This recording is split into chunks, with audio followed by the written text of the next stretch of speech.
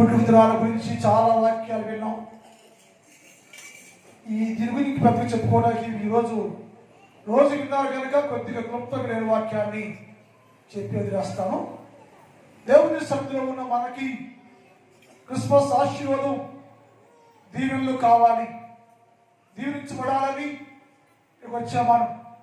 యేసుక్రీస్తు ప్రభుల వారి ఈ పుట్టుకలో నుంచి సర్వమానవాళికి ఆశీర్వాదం రావాలి, పొందుకోవాలి, బలపడాలి. యేసు ప్రభు ఇచ్చే ప్రతి దీవెన మన అందరూ కలిగిన వారిగా ఉండాలని లేఖనాల్లో రాయబడి ఉంది. యేసు ప్రభు వారి ఇచ్చే ఆశీర్వాదాలు మనం పొందుకోవడానికి మనం ఏం చేయాలో వాక్యం ఏంటంటే, మీరు దేవుని యొద్దకు వచ్చినప్పుడు వంగాలి అని బైబిల్లో ఉంది. వంగుట, ఒక వ్యక్తి యేసు ప్రభు దర్శించుకొని దీవించబడాలి, దీవులు పొందాలని యేసు ప్రభు యొద్దకు వస్తే, యేసుక్రీస్తు ప్రభు యొద్దకు వచ్చిన ప్రతి వ్యక్తి వంగి రావాలని రాయబడింది. వంగుట అంటే అర్థం చెప్పంటే వారు తగ్గించుకొనుట, విధేయులుగా ఉండుట అని అర్థం. ఎక్కడ వంగుట అంటే రాను వచ్చారు, యేసు ప్రభు ఇంట్లో ఉన్నారు, ఇంట్లోకి వెళ్ళడానికి వారు వంగిలోకి వచ్చేవారని రాయబడి ఉంది. అంటే ఎందుకు వంగేవాయి అంటే, లోన ఉన్న దేవుడు, ఇంట్లో ఉన్న దేవుడు, సర్వలోకనాథుడు యేసు ప్రభుల వారు, సమస్త అధికారైన ఆయన పూజించడానికి వచ్చిన వారు, ఆయన కలుసుకోవడానికి వచ్చారు వాళ్ళు, మొక్కడానికి వచ్చారు వాళ్ళు, మొక్కే అధికారం కలిగి వచ్చారు వాళ్ళు, గొప్ప గ్రాముల వాళ్ళు. అయితే వాళ్ళు యేసుక్రీస్తు ప్రభుని దర్శించుకునేటప్పుడు వంగి లోనికి వచ్చారు. అదేమైందంటే దాని గురించి చాలా రాయబడి ఉంది. వారు జీవితాలను తగ్గించుకొని వంచుకొని లోనికి వస్తే వారు యేసు ప్రభు యొక్క దివ్యమైన ఆశీర్వాదాన్ని పొందుకున్నారని లేఖన భాగాల్లో చూస్తాం మనం. కనుక ప్రతి ఒక్కరు, వాళ్ళే కాదు, మనం వ్యవసాయం చేస్తున్నాం, పండుగ చేస్తున్నాం, ప్రతి సంవత్సరం ఈ పండుగలు ఘనంగా చేస్తున్నాం. నెలంతా చాలా శ్రేష్టంగా స్త్రీలు, పురుషులు, చిన్నవారు, పెద్దవారు అనేకులు వచ్చారు. 6 రోజులు వాక్యాలు విన్నారు, బలపడ్డారు. ఈ రోజు పండుగ అయిపోతుంది. ఈ పండుగలో నీకు ఏం కావాలంటే ఆశీర్వాదం రావాలి, ఆశీర్వాదం పొందుకొని వెళ్ళాలి. దేవుడు ఆశీర్వాదం నీకు రావాలంటే నీవు వంగేవారుగా ఉండాలి, వంగి జీవించాలి. అంటే విధేయత జీవితాన్ని కలిగిన వారుగా ఉండాలని వాక్య భాగంలో రాయబడింది. యేసయ్య అన్నాడు, నేను దేవుణ్ణి, విధేయత కలిగి వచ్చాను. నేను ఎంత విధేయత అంటే, నీ భూలోకానికి వచ్చి శిలువ మోయటానికి, శ్రమ అనుభవించటానికి విధేయత కలిగిన వాడుగా నేను వచ్చాను. అయితే మీరు నా దీవెన, నా మేలు, ఆశీర్వాదం పొందుకున్న మీరు నా వలె అన్ని విషయాల్లో విధేయత కలిగే వారు అంటే వంగి జీవించేవారుగా, తగ్గించుకోవారుగా ఉంటే మీకు శాశ్వతమైన ఆశీర్వాదాలు కలిగిన వారుగా ఉంటారని లేఖనాల్లో రాయబడి ఉంది. రెండోది, ఈ క్రిస్మస్ యొక్క ఆశీర్వాదాన్ని పొందుకోవడానికి నువ్వేం చేయాలంటే లోనికి రావాలి అని రాయబడి ఉంది. ఇద్దరు వ్యక్తులు మనకు తెలిసేమో, అందరూ తెలిసిన సందర్భాలు అవి. గొల్లలు వచ్చారు యేసు ప్రభుని చూడటానికి. ఎక్కడున్నారు వాళ్ళు అంటే పొలములో ఉండరు. దాన్ని ఏమంటే పొలములో క్రిస్మస్ అన్నారు. పొలములో ఉండి పని చేస్తూ ఉండరు. పొలములో వాళ్ళు పని చేస్తూ ఉన్నారు. ఎప్పుడైతే రాత్రి వేళ పండుకోవడం, వాళ్ళు రాత్రి వేళ పొలములో పని చేస్తూ ఉండరు. అంటే యేసు ప్రభువుకు తెలియదు వాళ్ళకి. యేసు ప్రభువుతో వారు దర్శించాడు. అప్పుడు వారికి ఏముందంటే పొలములో పని చేసుకుంటూ ఉండరు. రెండోది, వాళ్ళు మెలకువగా ఉండరు. గొల్లలు మెలకువగా ఉండరు. మెలకువగా ఉంటేనే ఆ దూత పత్రవిషయం కాగానే, దూత రాగానే ఆ చూడగలిగారు. ఇద్దరు పోలవాళ్ళు మెలకువగా ఉండి గొర్రెలు కాస్తూ వెలుగుగా ఉంటే వారికి దేవుని స్వరము వినను, దూత స్వరాన్ని వినను. 3 విషయాలు. 1, పనిచేస్తున్నారు పొలంలో. 2, పొలంలో వెలుగుగా ఉన్నారు. 3, స్వరాన్ని విన్నారు.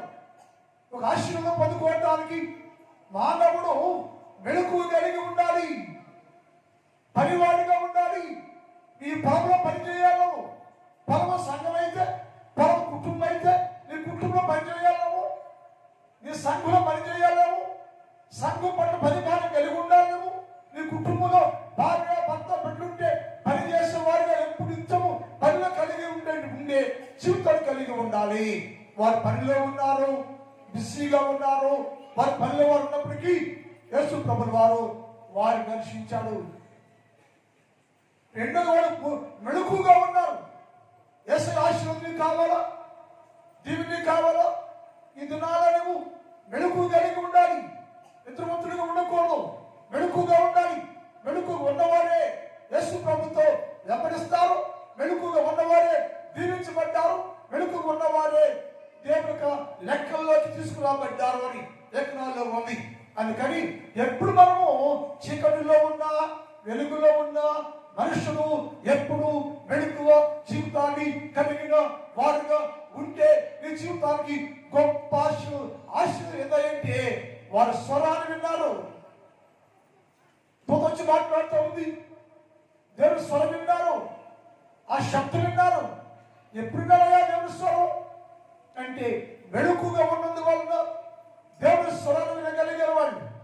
నీ జీవితంలో దేవుని స్వరం వింటే ఏం చెయ్యాలో, దేవుని మాట వింటే ఏం చెయ్యాలో యేసు నేర్పిస్తాడు. అక్కడ వారు పనిలో ఉన్నారు, వెలుగుగా ఉన్నారు. స్వరాన్ని వింటే ఆ స్వరంలో దేవుడు ఏం చెప్పంటే, నువ్వు లేచయ్యా, లోక రక్షకుడు నేడు, ఇప్పుడే, నేడు, ఈ రోజే, నేడు మీకోసం రక్షకుడు పుట్టాడయ్యా. ఎక్కడయ్యా? పట్టణంలో పుట్టాడయ్యా. లేవండి, వెళ్ళండి, చూడండి చెప్తే వారు ఆ స్వరానికి లోబడ్డారు, ఆ మాటకు లోబడ్డారు, చెప్పే వాక్యాలు లోబడ్డారు. లోబడి వారు లేచి యేసు ప్రభుని కలుసుకోవడానికి ఇంటికి వచ్చారు. అది వచ్చరికి అది చిన్నగా ఉంది, వంగి రావాలి. వచ్చేప్పుడు వాళ్ళు బయట ఉన్నారు. బయట సేపు వారికి యేసయ్య ప్రభావం అర్థం కాల. బయట ఉంటే యేసయ్య మహిమ, ప్రభావము, శక్తి వారికి అర్థము కాలేదు. ఒక వ్యక్తి యేసు ప్రభుని కలుసుకోవడానికి ఏం చేయాలంటే బయట నుంచి లోనికి రావాలి. గొల్లలు పొలంలో నుంచి బయట నుంచి లేచి వారు దేవుని కలుసుకునే స్థలంలోకి లోనికి వచ్చారు, ఇంటిలోనికి వచ్చారు. చూచి అత్యంతవంతులై ఇంటిలోనికి వచ్చే ఎలా వచ్చారు? బయట లోనికి వచ్చారు. మన జీవితాల్లో మనం బయట ఉంటున్నాం. ఉదయకాలంలో మాట్లాడుకున్నాం. ఆయన యేసుని చేర్చుకోకుండా పండుగ చేస్తున్నాం. యేసు ప్రభుని చేర్చుకోకుండా, యేసు చేర్చుకునే గుణాలు కలిగి ఉంటాయి. ఒక వ్యక్తి యేసు ప్రభుని చేర్చుకుంటే, యేసుని నేర్చుకుంటే ఆ స్వభావాలు, గుణలక్షణాలు వేరుగా ఉంటాయని గత 2 రోజుల క్రితం నేర్చుకున్నాం మనం. ఇప్పుడు ఏమంటే నేర్చుకున్నావు నీవు ఏం చెప్తే బయట ఉంటున్నావు. నువ్వు యేసయ్య యెహోవా చేత ఆశీర్వదింపబడిన వాడా, లోనికి రా. బయట లేవలేదా? బయట ఏం పని? బయట ఉండే శబ్దాలు పడతాయి. బయట వారికి వాటి వినలేడు, బయట వారికి వాటి అర్థం కాదు. ఎందుకంటే రోడ్లో శబ్దాలు, మాట్లాడుకునే శబ్దాలు, లోపు శబ్దాలు, లోపు పరస్పరం ఏర్పడుతుంది. దేవుడి వాక్యం వినలేవు నీవు, దేవుడి వాక్యం నీకు మారలేవు నీవు. కనుక బయట జీవితాలు మారాయి. నువ్వు బయట ఉన్నంత కాలము ఆత్మీయంగా డెవలప్మెంట్ కాలేవు. అది చేశాను. వాళ్ళు ఏంటంటే బయట నుంచి లేచి లోనికి వచ్చారు. పూజించాలంటే, ఆరాధన చెయ్యాలంటే లోనికి రావాలి. బయట నుండి ఆరాధన చేస్తే, బయట నుండి పాట పాడితే, బయట నుండి సేవిస్తే నీ ఆరాధన అంగీకారం కాదు. కనుక క్రైస్తవులు యేసు ప్రభు దగ్గర నుంచి క్రిస్మస్ దీవెన ఆశీర్వాదం పొందడానికి ఏం చేయాలంటే బయట ఉన్నవాడు లోనికి రావాలి. ఒకటేమో వంగాలి, వంగి జీవించాలి. రెండోది లోనికి రావాలని లేఖనాల్లో రాయబడి ఉంది. అప్పుడు లోనికి వచ్చిన వారు ఏమయ్యారంటే యేసుక్రీస్తు ప్రత్యక్షం చూడగలిగారు, దేవుని మహిమ చూడగలిగారు. యేసు ఆనందించడానికి ఎప్పుడు యేసుని చూచారో అత్యంతమైపోయి మాకు ఇంతకంటే తండ్రి దేవుడయ్యో, బయట ఉంటే, బయట కూర్చుంటే, బయట ఉంటే యేసుని చూసే తండ్రితో నాకు రాదు కదా. ఇప్పుడు నేను ఆ బయట నుంచి పరమలో నుంచి లేచి నేను లోనికి వస్తే యేసుక్రీస్తు యొక్క ప్రత్యక్షత దర్శనము మాకు కలిగింది. దేవుని దీవెన మేము పొందుకున్నాము, యేసు కలుసుకున్నామేమో, ఆ ఆశీర్వాదం పొందుకున్నామని బయట నుండి లోనికి వచ్చిన క్రైస్తవులు దేవుని యొక్క ఆశీర్వాదాన్ని పొందుకున్నాడు. క్రైస్తవులారా, దేవుని పిల్లలారా, నువ్వు బయటే ఉన్నావా, లోనున్నావా? మనిషి లోనుండి ఉదయం బయట ఉంటే, మనిషి లోనే ఉండి ఉదయం బయట ఉంటే, ఇప్పుడు ఏంటంటే మనిషి మనస్సు హృదయంతో లోనికి రావాలి. యేసయ్య స్థలం దగ్గర రా, ఇక్కడికి వచ్చి ఆరాధన చెయ్యి. యేసు ప్రభుల వారు నీ జీవితానికి గొప్ప దీవెన ఇచ్చి నిన్ను క్షేమాభివృద్ధిలోకి నడిపించే దేవుడు యేసు ప్రభుల వారు. ఈ క్రిస్మస్ పండుగలో నీవు నీ కుటుంబము దేవుని యొక్క ఆశీర్వాదాలు పొందుకోవాలంటే నువ్వు లోనికి రా, లోనే ఉండు. బయట ఉంటే ఎప్పటికీ ఆత్మిక బలపడలేవు, నువ్వు లోపలే ఉండాలి. దర్శనం పొందాలా, యేసుని చూడాలా, యేసుని ఆరాధన చేయాలంటే నీవు బయట నుండి లోనికి రా. గొల్లలు నాన్నలు బయట ఉండి లోనికి వస్తే వారు దేవుని దర్శనం పొందుకున్నారు, దీవించబడ్డారు, గొప్ప చేశారు. ఆ దర్శనం పొందుకుంటే ఏమైందంటే ప్రకటన చేశారు. లోనికి వచ్చినాక మార్పు కలిగింది, లోనికి వచ్చినాక కళ్ళు తెరవబడ్డాయి, లోనికి వచ్చినాక సత్యాన్ని గ్రహించారు, లోనికి వచ్చినాక ఈ దేవుడు అని చెప్పారు. ఆ దేవుడి గురించి వారు ప్రకటన చేయడం ప్రారంభించారు. తిరిగి వెళ్ళినప్పుడు ఏం చేసిన వాళ్ళు యేసు ప్రభుల గురించి ప్రకటించారు, స్వామి చెప్పారు. ఏది విన్నారో, ఏం చూశారో దాన్ని వారు ప్రకటించాలని లేఖనాల్లో రాయబడి ఉంది. కానీ మరి ఏం చేయంటే దేవుని యొక్క ఆశీర్వాదం పొందుకోవడానికి నీవు లోనికి వస్తే మంచి. వారు లోనికి వచ్చారు, తగ్గించుకున్నారు, లోనికి వచ్చారు, దర్శనం పొందారు, దేవుని గురించి ప్రకటన చేశారు. రెండోది పరలోక వైభవంలో ఉన్నారు వాళ్ళు. పరలోకం నుంచి ఒక దూత వచ్చింది. దూత చెబుతుంటే మీరు దర్శించాలి దేవుణ్ణి చెప్పి ఏం చెప్పింది? దూత వచ్చి అంటే నేడు రక్షకుడు మీకు పుట్టాడు. దావీదు పట్టణమందు నేడు రక్షకుడు మీకోసం పుట్టాడు అని చెప్పింది. మీకు ఈరోజే, రేపు కాదు, నిన్న కాదు, ఇప్పుడే అంటే ఆ మాటను వారు విశ్వసించారు. 2000 సంవత్సరాల నుంచి, 100 ఏళ్ళ నుంచి నీకోసం యేసయ్య పుట్టాడు అంటున్నాం మనం, చెబుతున్నాం మనం, వింటున్నాం మనం. అయితే నీకోసం పుట్టిన యేసు ప్రభుల వారిని దర్శించుకునే అవకాశము మనకుందా? దర్శించుకున్నామా? దర్శించామా? వచ్చామా? లేచామా? వచ్చామా? ఆలోచించేసి ఒకవేళ లేకపోతే ఇప్పుడైనా నీవు దేవుని ఎదుకు వస్తే దేవుని దీవెన నీకు ఉంటుందని వాక్య భాగంలో తెలియచేయబడింది. 4 వచ్చేప్పుడైనా ఒకటేమో పొలంలో క్రిస్మస్, రెండోదేమో బెత్లెహేములో క్రిస్మస్. బెత్లెహేములోకి వస్తే వాళ్ళంతా గందరగోళం అనుకున్నాం, కానీ అక్కడ దేవుని పుట్టినప్పుడు అందరూ ఆ స్థలానికి వచ్చారు. గందరగోళంగా ఉంది, కన్ఫ్యూజ్గా ఉంది, అలరగా ఉంది, అలసటగా ఉంది. కానీ అక్కడ ఎవరున్నారంటే రక్షకుడు పుట్టాడు. పట్టణంలో వైభవం, పట్టణంలో ప్రశాంతత, పట్టణంలో ఆశీర్వాదం. ఆ పట్టణంలో ఎక్కడ పుట్టాయా? పట్టణంలో ఎక్కడ పుట్టాడు యేసయ్య అంటే ఎక్కడంట? బెత్లెహేములో. బెత్లెహేములో ఎక్కడ పుట్టాడు అంటే పశువుల పాకలో. ఈ 3 విషయాలు ఆలోచించాలి. పట్టణంలో వైభవం ఉంది, పట్టణంలో ఆనందం ఉంది, పట్టణంలో పండుగ చేస్తున్నారు. పండుగ చేసుకుని కాదంటే పట్టణంలో యేసయ్య పుట్టాడు. ఎక్కడ పుట్టాడు అంటే, ఎక్కడున్నాడు అంటే తొట్టిలో ఉండాడు. పట్టణంలో పుట్టాడు, తొట్టిలో ఉండాడు.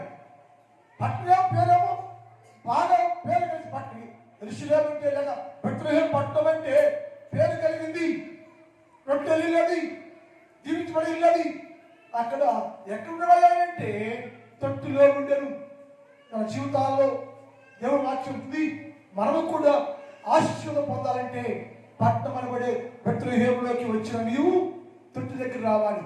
తొట్టిలో అన్ని చెత్త అంతా ఉంది. చాలా ఈ వారం నెలలో అన్ని మాటలు చెత్త అంతా ఉంది.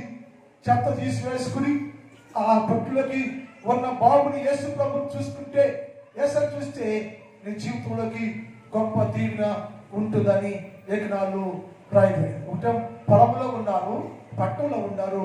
మూడవది దేవుని కలుసుకునే స్థలంలోకి వారు వచ్చారు. మనం దేవుని కలవటానికి రావాలి. వస్తున్నా మనం కలుసుకుంటున్నాం. నెలకోసారో సంవత్సరంకోసారో ప్రతి ఆదివారం వస్తున్నాం, కానీ యేసుక్రీస్తు ప్రభుని కలవకుండా వెళ్ళిపోతున్నాం. ఎందుకని? వచ్చిన నీవు యేసుక్రీస్తు ప్రభుని కలవాలని వాక్యం అవుతుంది. నాలుగు కలిశారు, ఆరాధన చేశారు. గొల్లలు కలిశారు, ఆరాధన చేశారు. దాని ఫలితంగా వారు దీవించబడ్డారు, మేలు పొందారు, గొప్ప ఆశీర్వాదాన్ని పొందుకు తిరిగి వెళ్ళేట్లుగా లేక మనం తిరిగి వెళ్ళినప్పటికి ఏం కావాలంటే క్రిస్మస్ ఆశీర్వాదం కావాలి, క్రిస్మస్ దీవెన నీకు రావాలి. అంటే నువ్వు ఏం చేయాలంటే ఇప్పుడైనా నువ్వు యేసుక్రీస్తు దగ్గర కలుసుకుని ఏంటంటే హృదయాన్ని యేసయ్యకు కానుకగా ఇస్తే మంచిది.